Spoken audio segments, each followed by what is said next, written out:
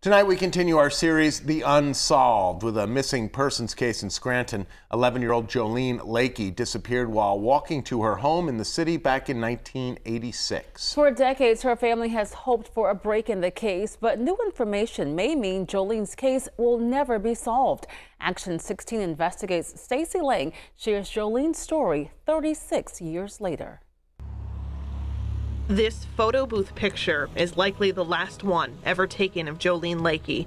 But her sister says in real life, Jolene was anything but black and white. She was a character, and she wore loud, vibrant, and clashing clothes, and she was just a riot.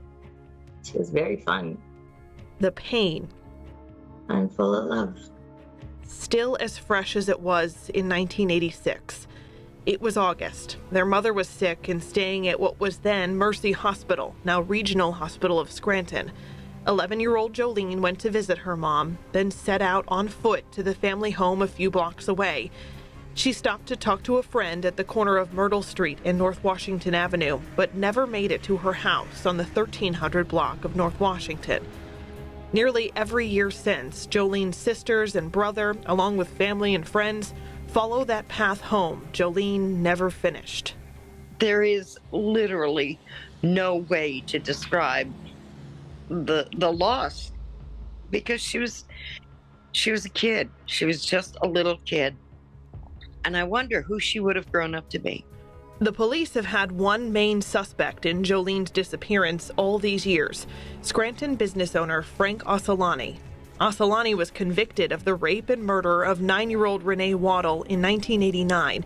Waddle's body was found burned along a wooded private road in Roaring Brook Township.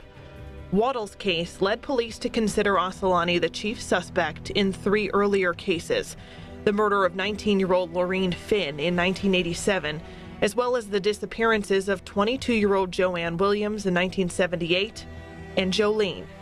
Assolani owned a garage not far off of Jolene's path on her final walk home.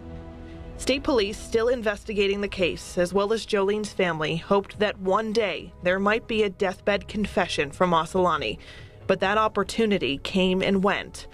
According to the Lackawanna-County District Attorney, as well as a retired state police detective who worked on Jolene's case, Frank Assolani died behind bars in 2020. Frank being gone means that we won't ever have a confession.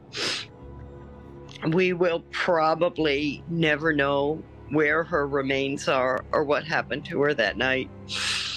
But somebody else might know something.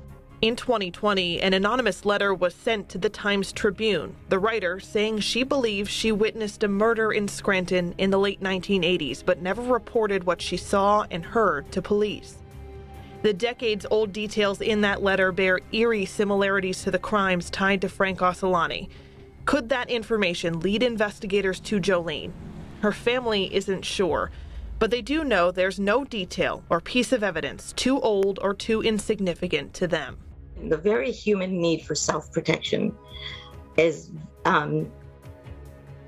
it's easy to rationalize things away, but I would urge many viewers to set that aside and to just sit with the discomfort.